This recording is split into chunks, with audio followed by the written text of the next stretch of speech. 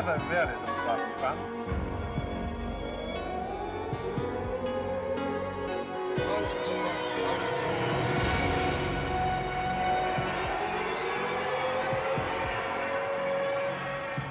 This morning, 55 world leaders representing those who fought on both sides of the war joined together in giving thanks in St. Paul's Cathedral for delivery from the war in Europe. Those who died in battle, those civilians who were the victims of war or died in extermination camps, all were remembered and honored. From St. Paul's, the heads of state, government and other representatives moved to Buckingham Palace for lunch with Her Majesty the Queen, a gathering that even that palace has surely not often witnessed. The cavalcade of limousines and official cars arrived at Buckingham Palace.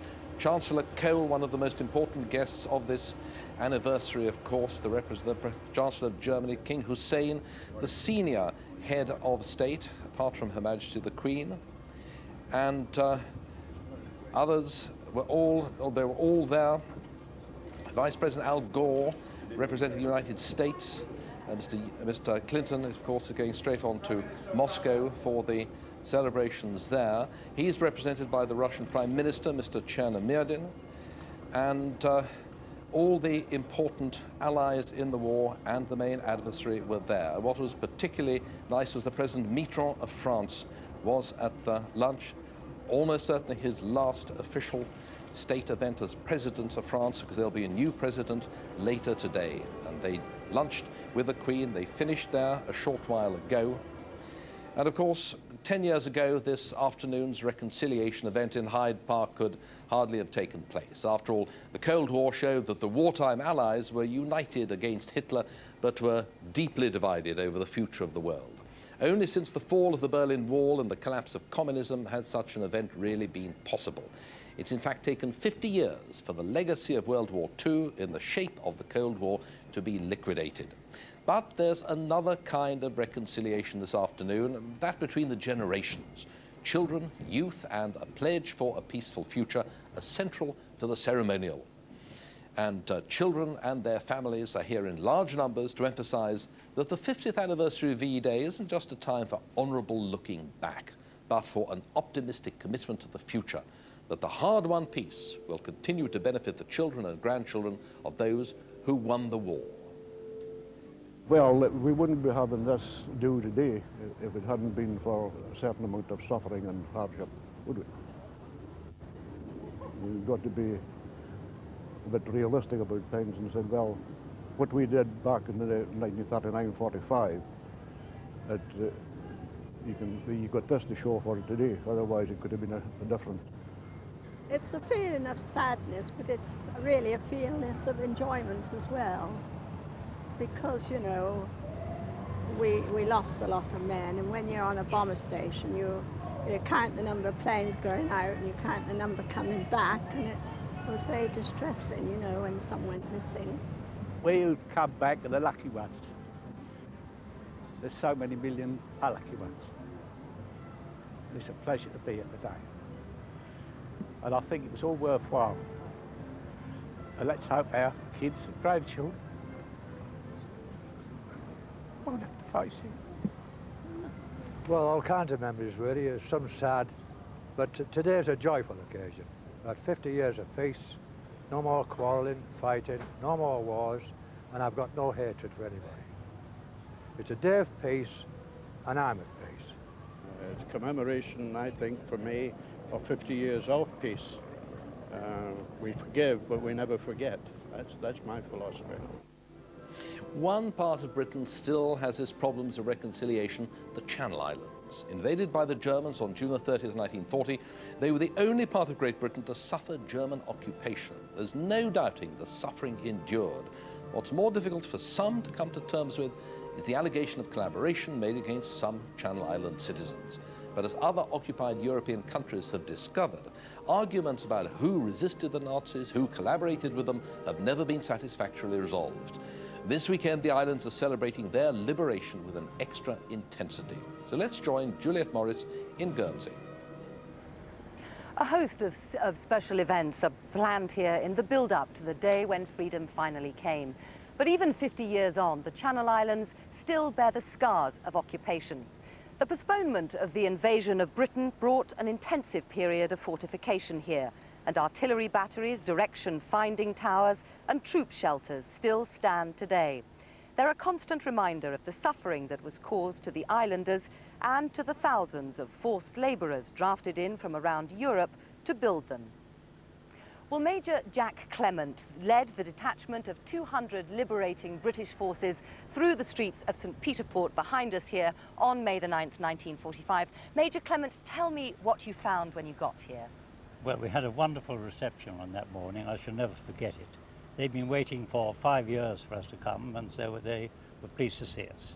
But they weren't in very good shape. They'd been short of food for quite a year or so. But from the January of 1945 through to May, the Swedish steamship Vida had been bringing Red Cross parcels in.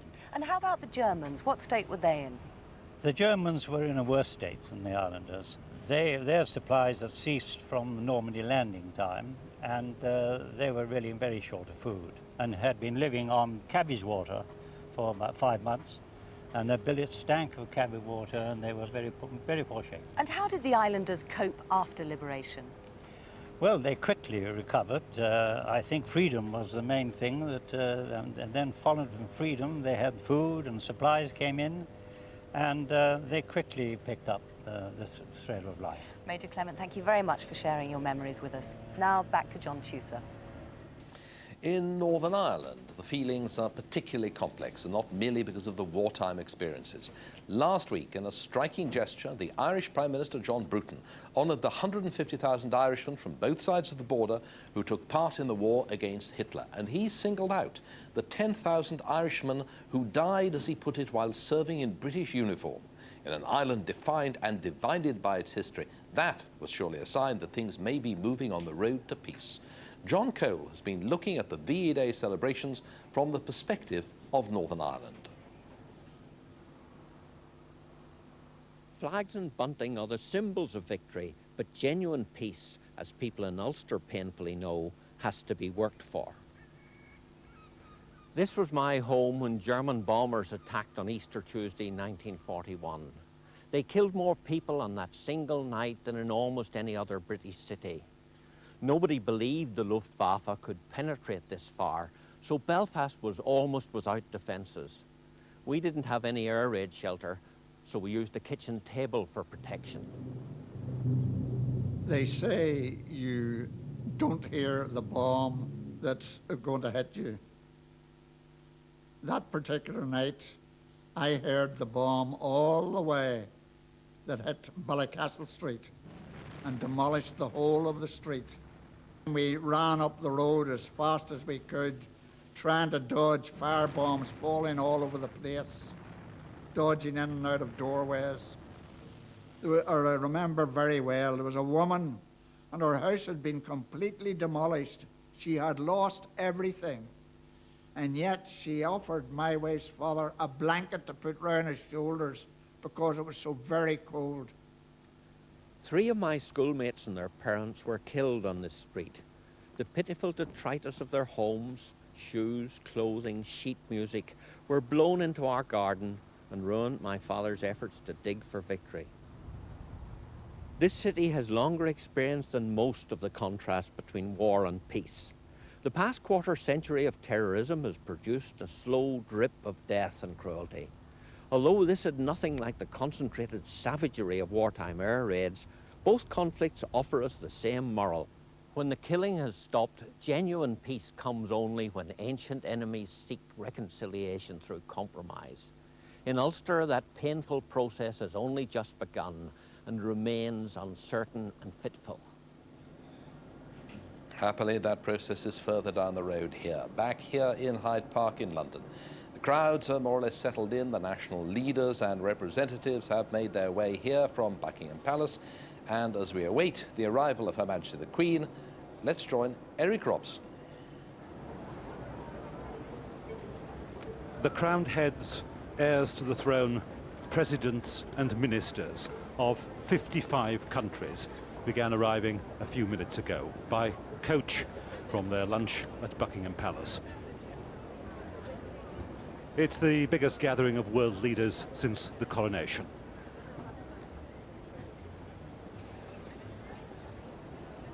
Their hosts are members of the British royal family, beginning to gather in the royal box.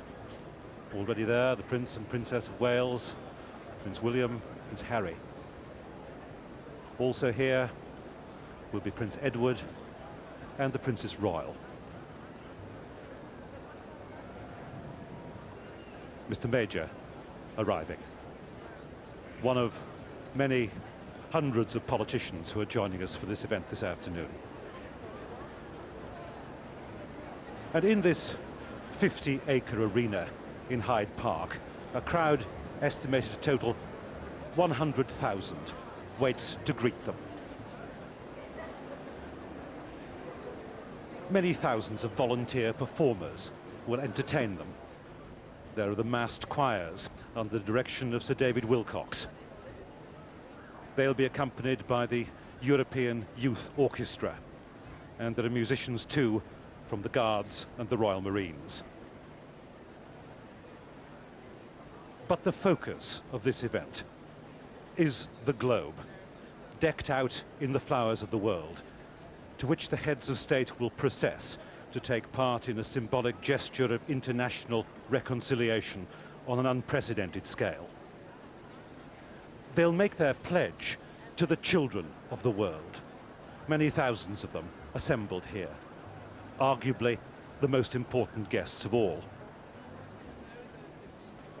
Amongst the heads of state gathered here are representatives of all sides in the most destructive conflict in world history.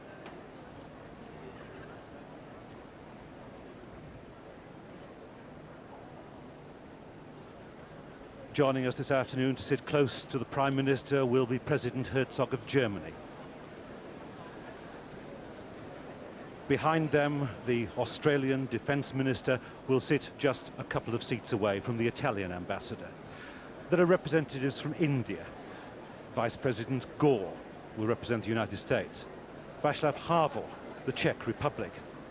And President Clarides of Cyprus, who flew with the RAF during the war, was shot down over Germany and held prisoner in Stalag 8B.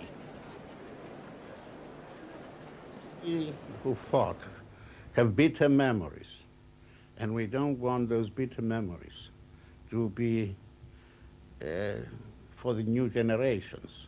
It's not very pleasant, bombing, destroying people. It's a necessary thing to do at wartime, but how much better the world would be without that. So I think that any veteran who has really fought in the war should be very glad to see reconciliation. There are representatives here too from brave Malta, from Pakistan, from Azerbaijan, and from Latvia. And representing Israel, there's President Ezer Weizmann, who served with the RAF in Egypt and India. There's quite a lot of association between Germany and Israel today. As a matter of fact, I'm going to visit Germany in a few months' time. The German president was in Israel. He spoke in our Knesset, and there wasn't one catcall. I was sitting with my fingers crossed because we have a very political parliament, and I think it's going on. But it's not like Britain faced Germany in the Battle of Britain, Spitfires facing Messerschmitts or tanks facing tanks. We met the Germans in Auschwitz, which is a different kettle of fish. All today focused on reconciling the often conflicting aims of a troubled world. Prince Edward has already taken his place on this thundery, sultry afternoon. People looking out from the royal box, hoping for a breath of air to stir the flags around the globe.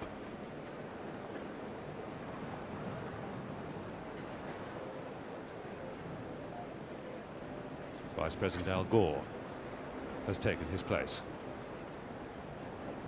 here in London with his wife Tipper.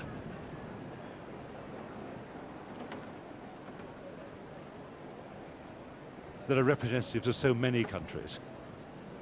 from South America, from Asia, from Africa, and from all over Europe and the Middle East. Tony Blair swapping reminiscences with Lord Callaghan, getting some advice from the elder statesman.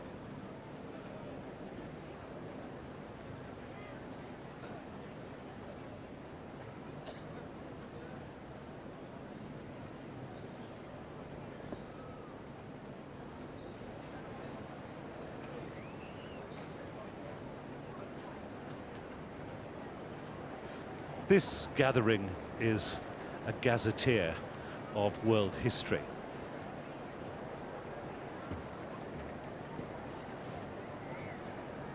When you look at the countries that were actually involved in the conflict on both sides, countries many of whose names disappeared with the schoolboy atlas.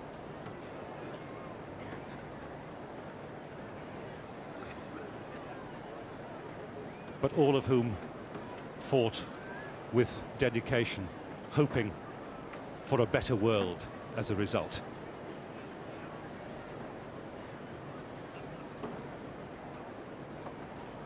The Princess Royal, here with her husband. Commander Timothy Lawrence.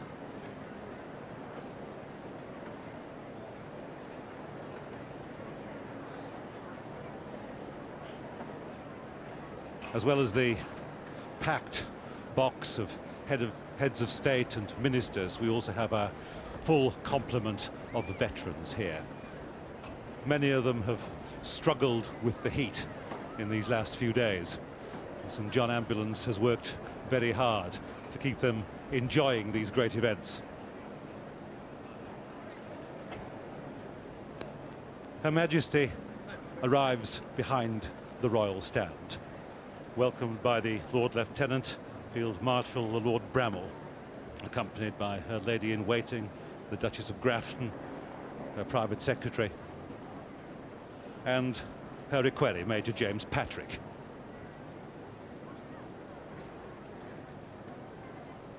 Earlier today, she's played host to the heads of state at Buckingham Palace. After their fine lunch, they make their way to Hyde Park.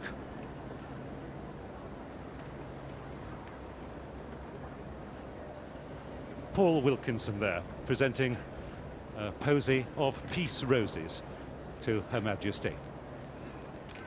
Peace roses will feature quite heavily in the decorations of the royal box today. They were actually bred in France just before the war. There were only a few bushes, and cuttings from them were flown out just before the fall of France in an American diplomatic bag. The roses were bred on in America during the war and revealed to the world on VE Day.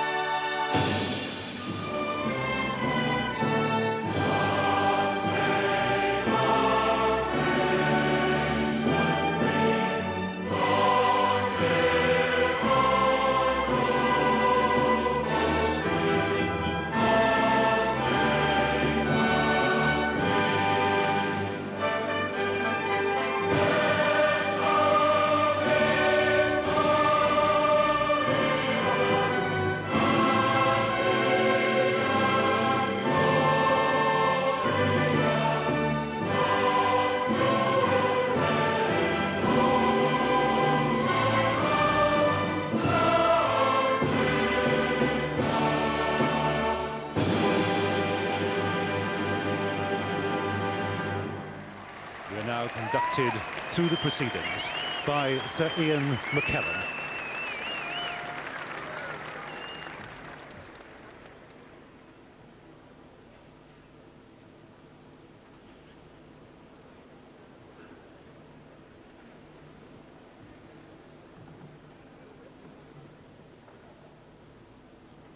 Your Majesty and distinguished guests, welcome to Hyde Park for this simple ceremony of peace and reconciliation. This event is not just for the mighty and the influential, not just for those of us who are old enough to remember, but for the many thousands of young people who are here from all over the world and with whom we join in hoping for a secure and happy future. The European Union Youth Orchestra is made up of players from 15 countries. They are joined today by young musicians from the United States of America and from Russia. With the fanfare trumpeters of the massed bands, they first play for us a fanfare written in 1942 by Aaron Copland.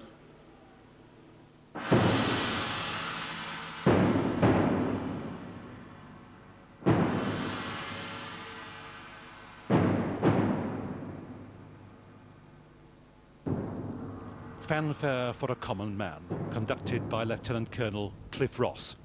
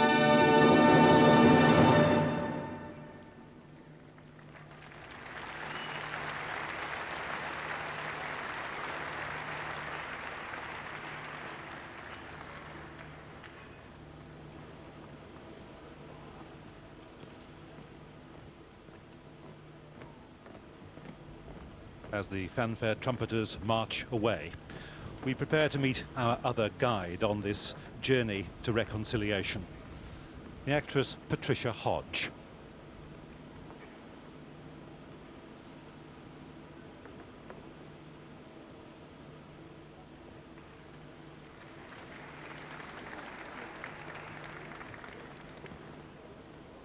Nation shall not lift up a sword against nation, neither shall they learn war any more, and none shall make them afraid, neither shall the sword go through their land. Mercy and truth are met together, righteousness and peace have kissed each other. Truth shall spring out of the earth, and righteousness shall look down from heaven. Open to me the gates of righteousness. I will go into them. Let all the nations be gathered together, and let the people be assembled, and let them hear and say, it is the truth. And it shall come that I will gather all nations and tongues, and they shall come and see my glory. And I will set a sign among them, and they shall declare my glory among the nations. For as the new heavens and new earth, which I will make, shall remain before me, so shall your seed and your name forever. Glory to God in the highest, and on earth peace, goodwill toward men.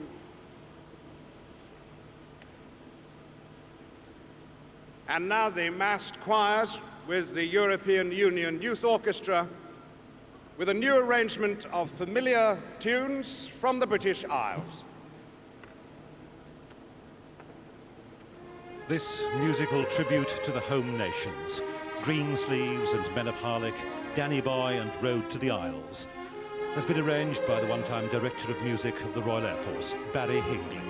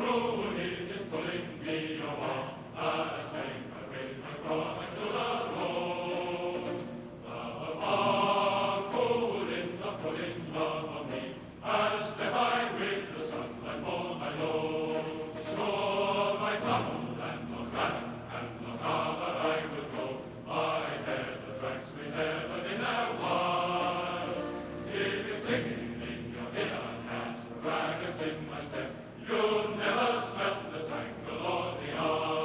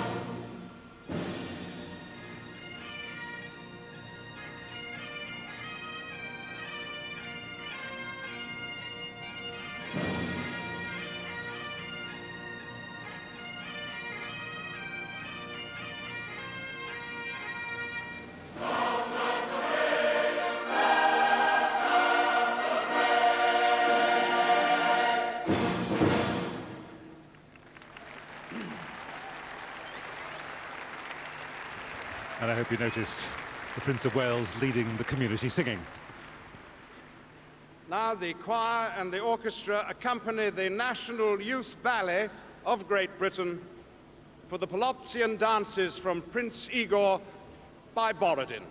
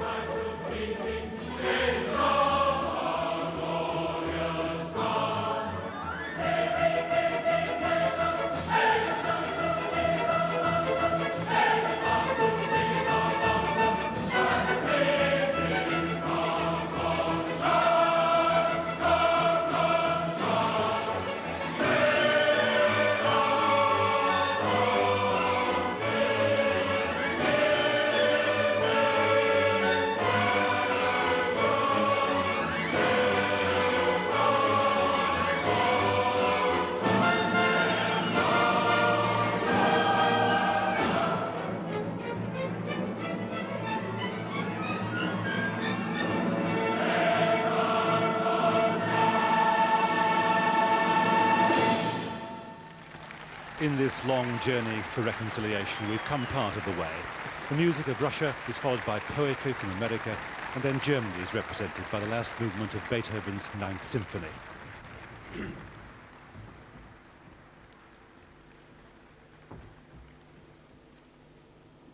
A poem by Walt Whitman called Reconciliation. Word over all, beautiful as the sky, beautiful that war and all its deeds of carnage must in time be utterly lost, that the land of the sisters, death and night, incessantly, softly, wash again and ever again this soiled world. For my enemy is dead. A man divine as myself is dead. I look where he lies, white-faced and still in the coffin. I draw near, bend down, and touch lightly with my lips the white face in the coffin.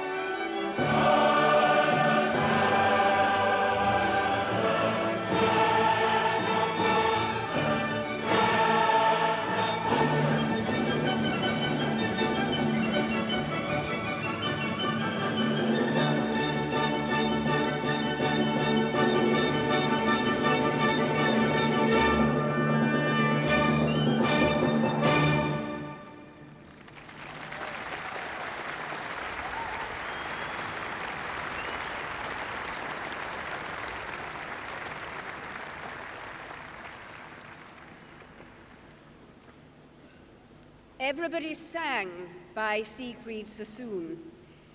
Everyone suddenly burst out singing, and I was filled with such delight as prisoned birds must feel in freedom, winging wildly across the white orchards and dark green fields, on, and out of sight. Everyone's voice was suddenly lifted, and beauty came like the setting sun. My heart was shaken with tears, and horror drifted away. Oh, but everyone was a bird, and the song was wordless. The singing will never be done. Your Majesty, distinguished guests, now it is your turn. To your left, you will see a globe of the world made up of the flowers and the plants of all the countries that are represented here today. But there is a small patch of each country that is not yet completed. Now, young people from the Chicken Shed Theatre Company will invite you to go with them and with the children of the Voices Foundation to the globe to complete your own country in its flowers, and also to sign an olive leaf that will be placed inside as a token of all our hopes. Our world will then be completed under the dove of peace. The Chicken Shed Theatre Company, that extends children of all abilities, now performs Peace Worth Living. The soloists are Catherine Turner and Kieran Rafferty. Reaching out to you, a dreaming world turns to the sun to make a vision true. Turn a dream to a future, turn a future into now, and give the peace to the people. Let the people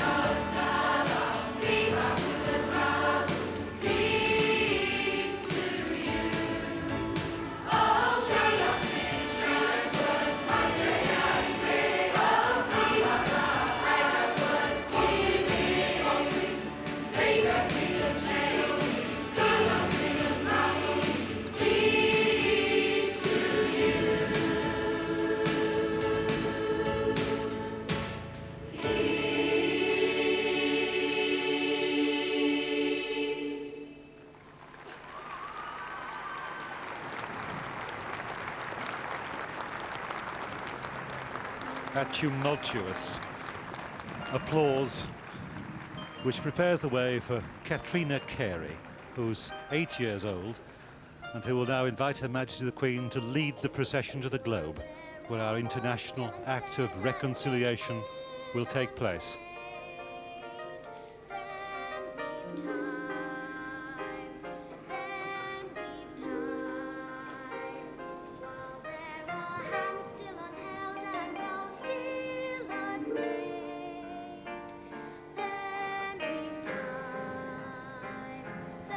There follows a moment to send a tremor of nervousness through crowned head and commentator alike, as each head of state has to make his or her way into the throng and find the small child wearing a sash with the appropriate national flag.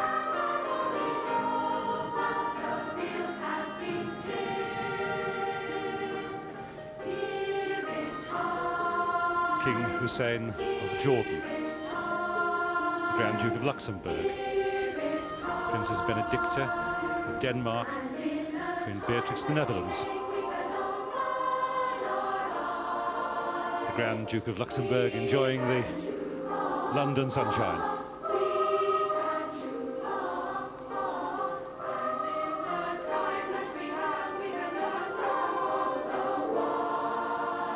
Behind them are representatives of Botswana. There's the French ambassador.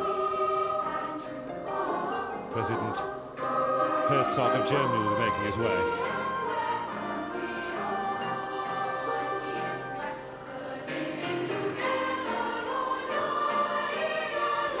The presidents of Bulgaria and Romania. Jim Bulger.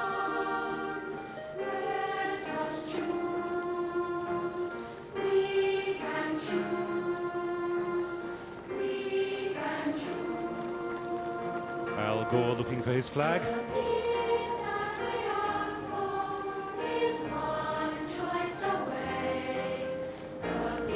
And warm greetings for these children from Enfield.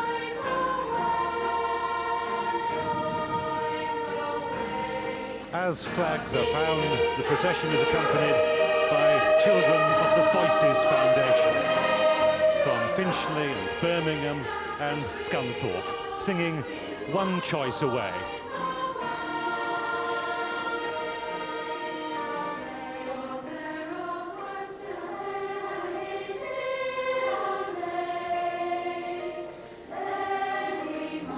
Her Majesty making her way towards this globe that's decked out in 200,000 and more flowers.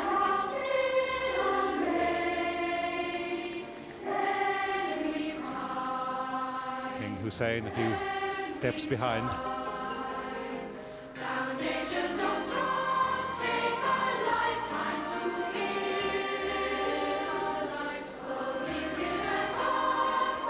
Katrina Carey leading Her Majesty and Prince Philip to the appropriate flagpole as the procession of heads of state winds its way around the globe.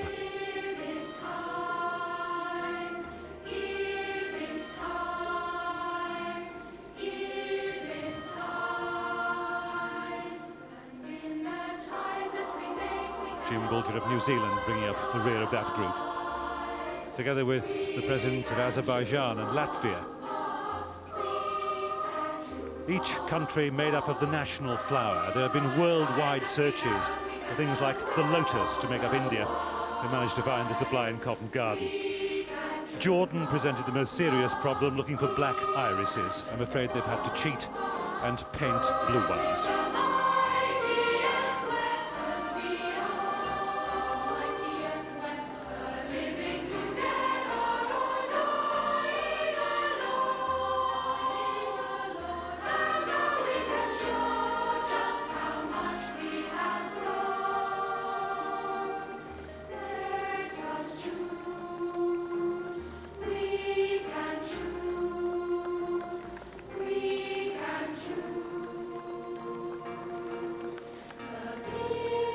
Her Majesty waiting for the other heads of state to take their places. Once in place, the heads of state will be met by 4 children from their own country, presented with flowers representing that country, orchids from Armenia, red carnations from Azerbaijan, water lilies from Bangladesh, cyclamen from Cyprus.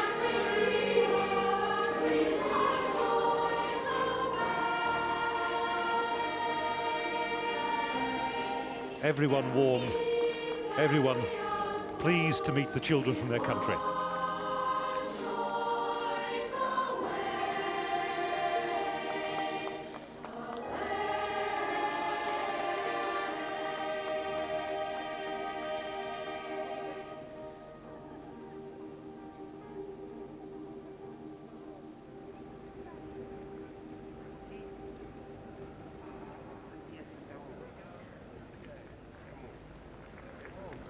The Voices Foundation will now perform Song for a Better Tomorrow, composed by Jan Tyszkiewicz, who at the age of 15 was imprisoned in Dachau.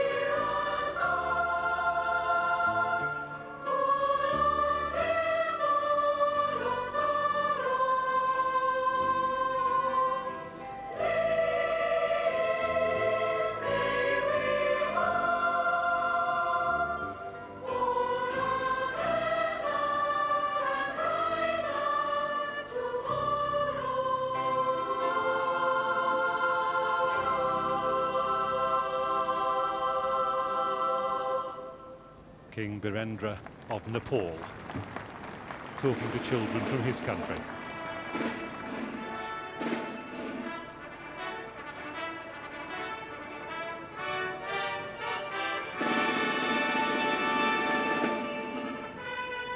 The Doves of Peace making their escape from Hyde Park.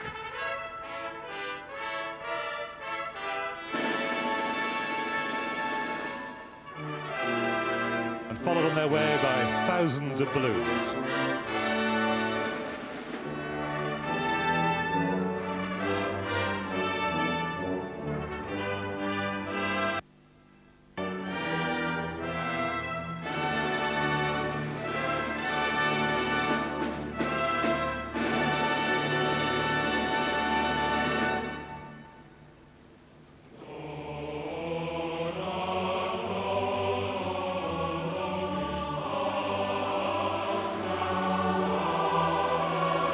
Dona Nobis Pacem by Bach introduces the procession of the children into the globe. Each head of state has signed an olive leaf, which will make up part of the world map.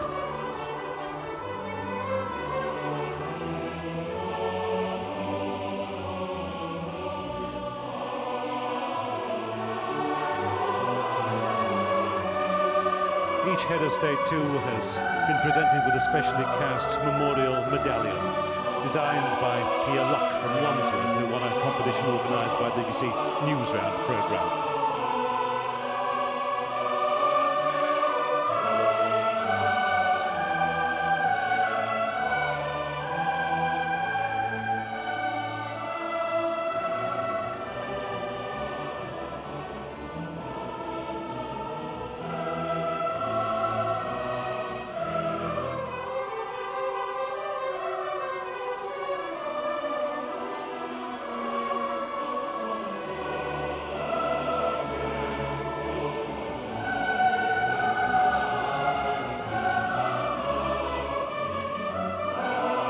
King Mswati III of Swaziland follows Her Majesty.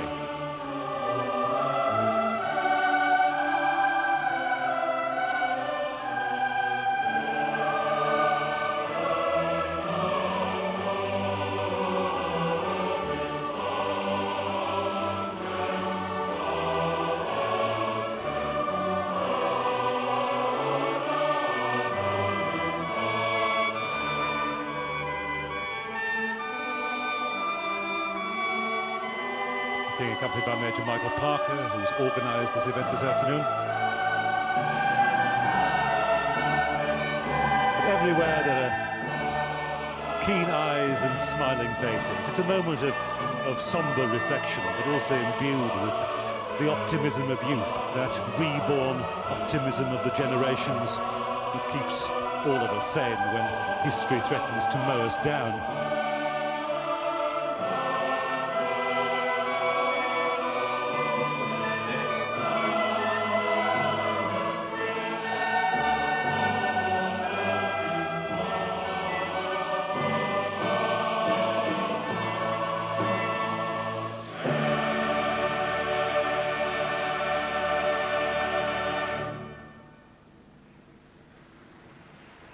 His Royal Highness organising the rest of the event.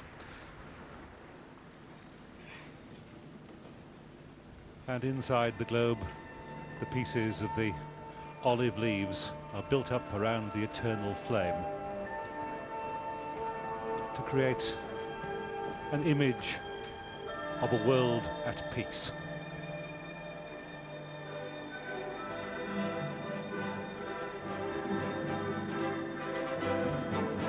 The counterpoint to this scene is that so many people represented here today have experienced the way that the tide of history has washed back and forth across them in the intervening years. One can only hope that permanent peace will touch them too. After all, among this gathering of heads of state are the leaders of Croatia and Bosnia. Here, President of Syria, Botswana.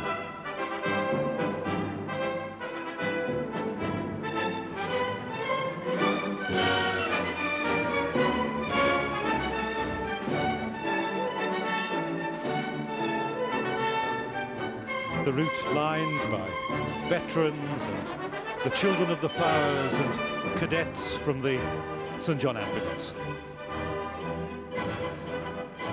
Veterans from around the world.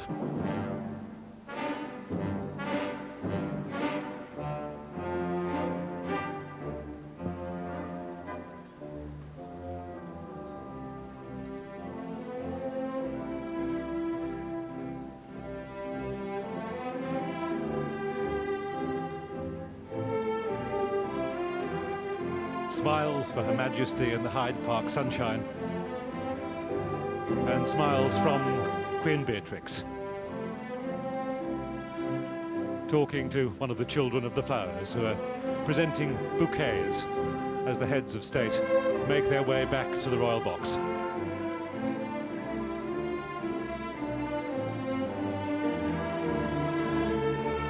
Prince Haakon of Norway, one of the youngest heads of state, heirs to the throne, represented today.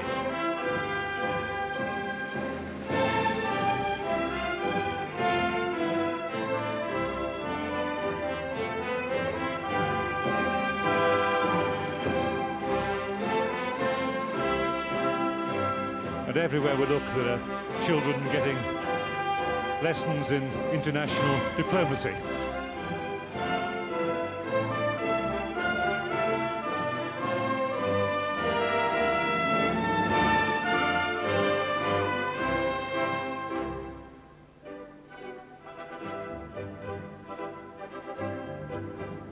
Thabo Mbeki, Deputy President of South Africa.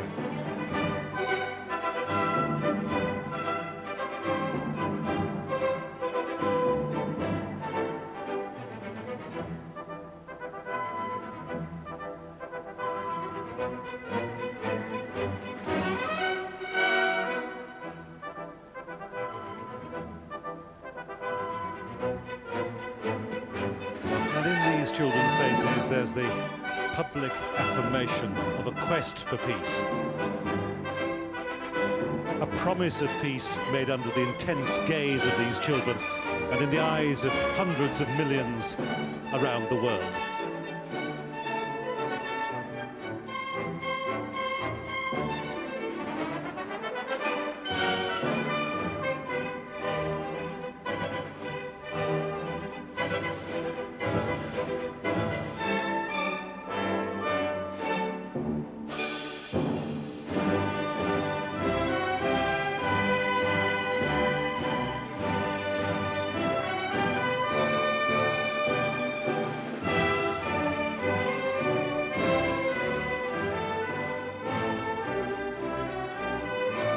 Accompanying Her Majesty through this joyous crowd, President Želev of Bulgaria, President Nur Husseini of Trinidad and Tobago,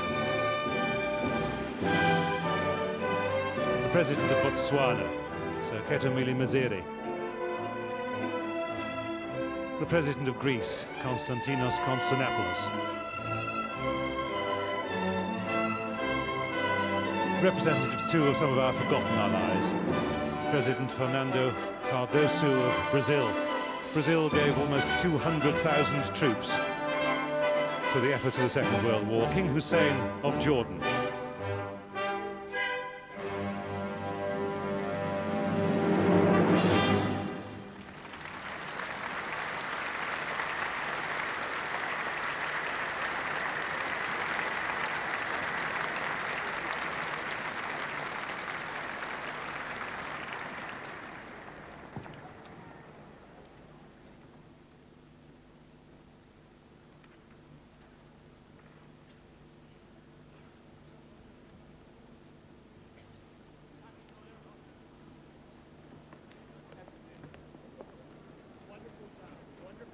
Her Majesty the Queen preparing to take her leave of the heads of state.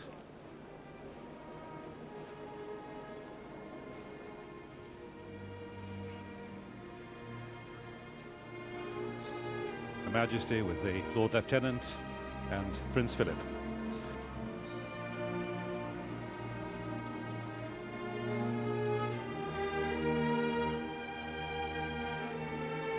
Each of these heads of state being presented now carries away in their hand this special medallion, a medallion designed with hands around a globe which will, with the shape of doves of peace, make up the continents.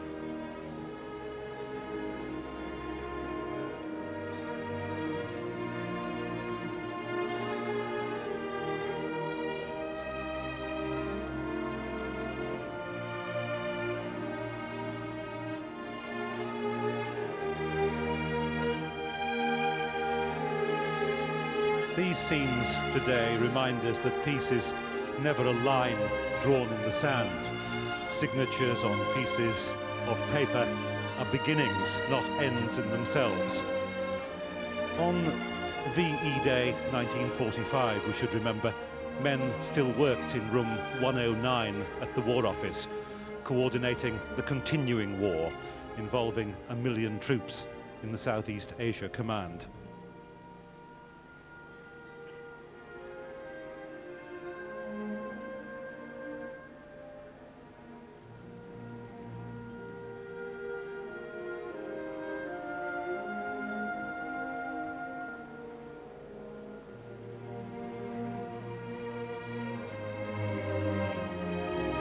Taking their leave, the leaders of Kyrgyzstan and Kazakhstan, of Moldova, Australia, Uzbekistan, Albania, Turkmenistan, Austria, Estonia, Lithuania, Slovakia, Jamaica, Latvia, Belgium, Azerbaijan, the Ukraine, Belarus,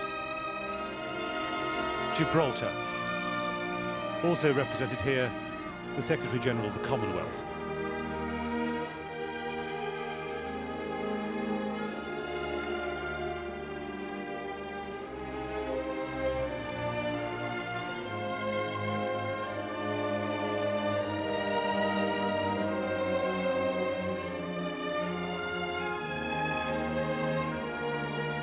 Even if we have taken reconciliation a step closer, we must remember that war and the threat of war is a daily reality for many millions of people. Multinational wars have been ousted by civil wars. The involvement of so many humanitarian and relief agencies here at Hyde Park stands testimony to that.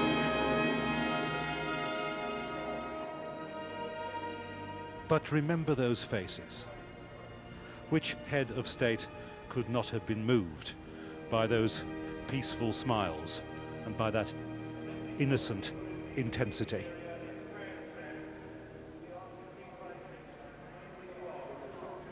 Her Majesty saying farewell to the Grand Duke of Luxembourg, Colonel-in-Chief of the Irish Guards, served in the Irish Guards during the war.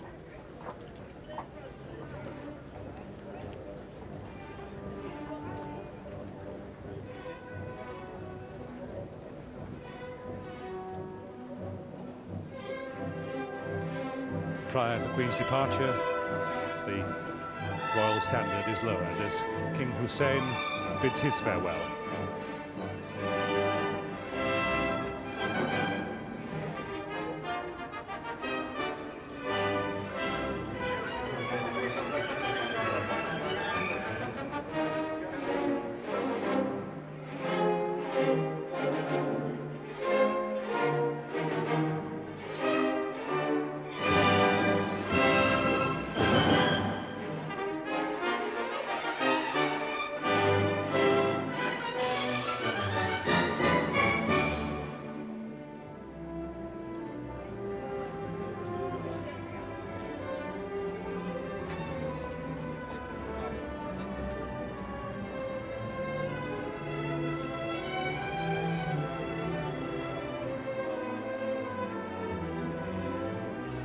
The children will be taking tales back to school of kings and presidents and foreign ministers whose hands they held on the way to the globe of peace.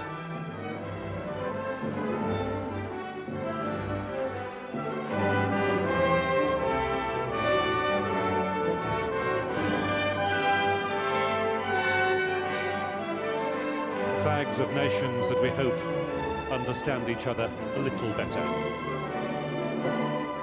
This orchestra is in itself a symbol of reconciliation, uniting the countries of Europe, and brave enough on occasions like this to bring in musicians from other countries, today from Russia, from America, emphasizing the internationality of this event.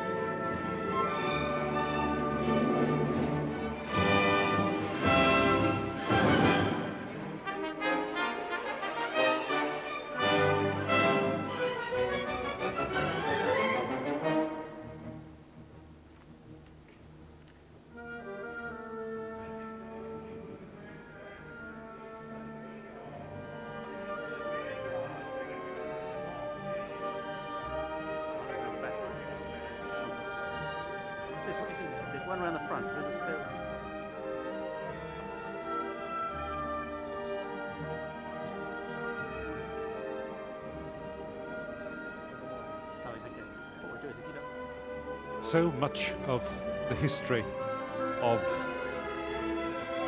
the 20th century is encompassed in these handshakes. Farewell kiss from the Crown Prince of Norway. On VE Day in 1945, Field Marshal Montgomery made a speech to his forces, which still echoes across these intervening years. "We have won the German war," he said. "Let us now win the peace. Without doubt, great problems lie ahead. There is much work for each of us. So let us embark on what lies ahead, full of joy and optimism. Good luck to you all." I've been watching that with Sir Michael Howard. Impossible to argue with, a brilliant piece of invented ceremonial, but what we have seen is a wonderful piece of invented ceremonial, and the British are very good at inventing ceremonial. I was immensely moved, and I think everybody here must have been. The point I think I'd make is that it's all very well signing peace treaties, which are then regarded as legally binding and may or may not be treated as so. But if they're really to move people, if they're really to enter into people's hearts, they've got to be reinforced with all that the art of music and drama and poetry can do. And this is what ceremony has always been about since the beginning of time. And in a way, this is what art and music has always been about. Almost all the arts originated in some kind of political purpose in order to reinforce people's will, people's agreement, people's worship. And to have them all coming together for a great political purpose like this, political in the broadest sense of the word, I think is in itself a magnificent ceremony, and I think also that it could really have a real impact upon the way in which the world goes. The fact is that what Montgomery said, what Eric Robson just quoted, remains even more true. After all this, on Tuesday morning, the real problems of the world reappear. We've made all sorts of commitments, but we still have to go back to the real problems of the real world. Well, it is like Monday morning after having been to church. I mean, this in a way is like a great ceremonial mass. It has not been blessed by any particular religion, but it has had the same purpose. And as with church, the dwindling number of us who go there, we go to church and we say we are going to be good in future, and our goodwill is reinforced by all the ceremony of the masses, everything else. And then we have to go back into the real world, the office next day, and see how far any of that is going to stick. Well, we have been very good, very genuinely good, and moved with it this afternoon. Michael Howard, thank you very much. So the end of an event of reconciliation, expressed in those essential signs of peace, music, the dance, the human voice, with children leading the leaders in the direction of non-violence. This evening, you can see the Royal British Legion's show that turned Hyde Park into a huge variety palace as entertainment stars from yesterday and today paid their nostalgic tribute to the entertainment and entertainers who kept Britain laughing and singing in wartime. Join us again tonight. For the moment, goodbye from the VE Day celebrations in Hyde Park.